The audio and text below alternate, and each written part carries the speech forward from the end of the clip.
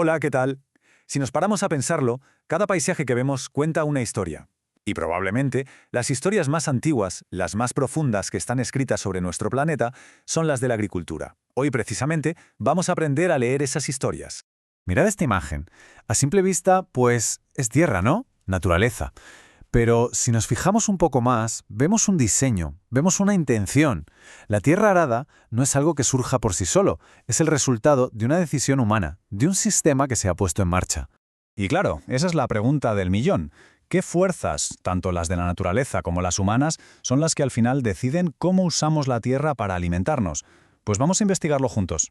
Para empezar a desenredar todo esto, lo primero que hay que tener claro es que no existe una sola agricultura. En realidad, en nuestro planeta conviven dos mundos, dos filosofías que son completamente distintas. Por un lado, tenemos la agricultura que se ha hecho toda la vida, la tradicional o de subsistencia.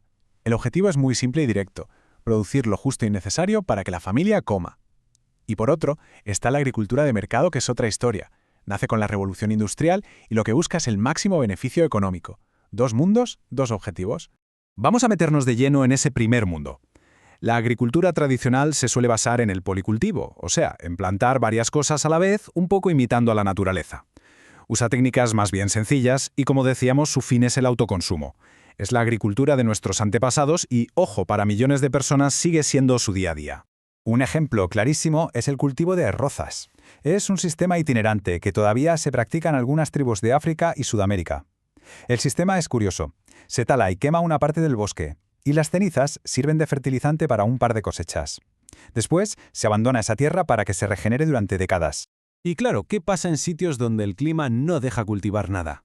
Pues en desiertos o en mesetas altísimas encontramos otro sistema ancestral, la ganadería nómada. Aquí, la vida entera gira en torno a mover el ganado de un sitio a otro buscando pastos. Es una adaptación alucinante a entornos súper extremos. Pero, cuidado, no pensemos que toda la agricultura de subsistencia produce poco. Hay sistemas tradicionales que son increíblemente productivos. El arrozal asiático, por ejemplo, gracias a una cantidad de mano de obra brutal, es capaz de alimentar a algunas de las poblaciones más densas del planeta. Y de este mundo saltamos al otro universo que es radicalmente opuesto, la agricultura de mercado. Aquí, las reglas del juego son completamente distintas. Especialización, máquinas por todas partes, investigación científica y, por encima de todo, la búsqueda del máximo beneficio. Es que la diferencia es abismal. Donde antes veíamos a docenas de personas trabajando a mano, ahora una sola cosechadora hace el trabajo en una extensión enorme.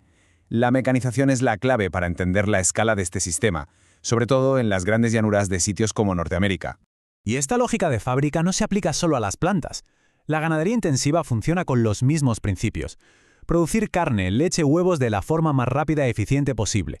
Los animales se crían en naves, con todo controlado por ordenador para que engorden lo más rápido posible.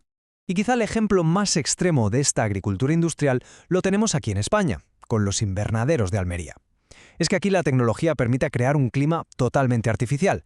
Se eliminan las limitaciones de la naturaleza para poder producir hortalizas todo el año para el mercado europeo. Muy bien, ya hemos visto los dos grandes modelos. Pero, ¿por qué un sistema triunfa en un sitio y no en otro? Pues la respuesta está en una combinación de fuerzas. Y las primeras, las más básicas, son las que impone la propia naturaleza. Para entender esto hay que quedarse con dos conceptos. El primero es agricultura intensiva.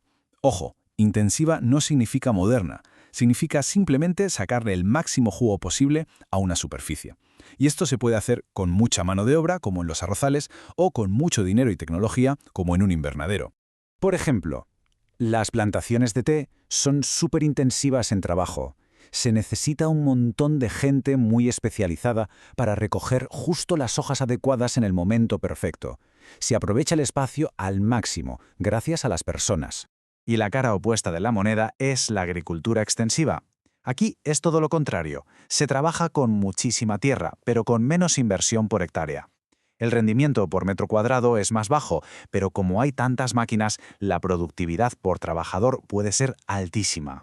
Y esto se ve perfectamente en el paisaje. A la izquierda, el bocage, típico de zonas húmedas y montañosas de Europa, parcelas pequeñas, irregulares y cerradas por muros o setos. A la derecha, el open field, de las grandes llanuras, parcelas enormes, abiertas, perfectas para la maquinaria pesada. Pero claro, la naturaleza propone, pero el ser humano dispone. Las decisiones que tomamos como sociedad, la economía y, sobre todo, la política, dejan una huella en el paisaje que es igual o incluso más profunda que la del clima o el relieve.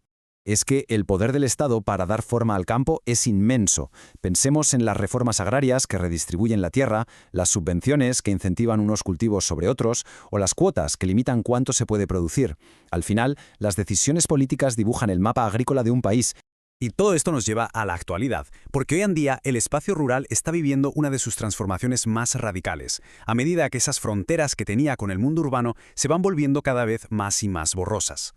Hay una palabra clave para entender esto: ruro-urbanización. Suena un poco técnico, pero es fácil.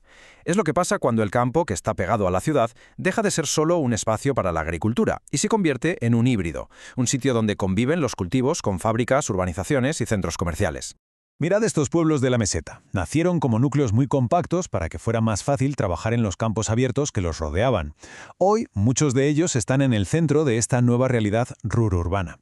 Y esto nos plantea una pregunta fascinante. ¿Cómo se adaptan estas comunidades que tienen siglos de historia agrícola a un mundo donde el campo ya no es solo campo? Y con esto cerramos nuestro análisis. La historia del paisaje agrícola es la historia de una tensión constante entre la naturaleza, nuestra necesidad de comer, la búsqueda de beneficios y la expansión de las ciudades. La pregunta que queda en el aire es, en un mundo de ciudades, ¿qué le espera el campo? La respuesta, en realidad, la estamos escribiendo cada día.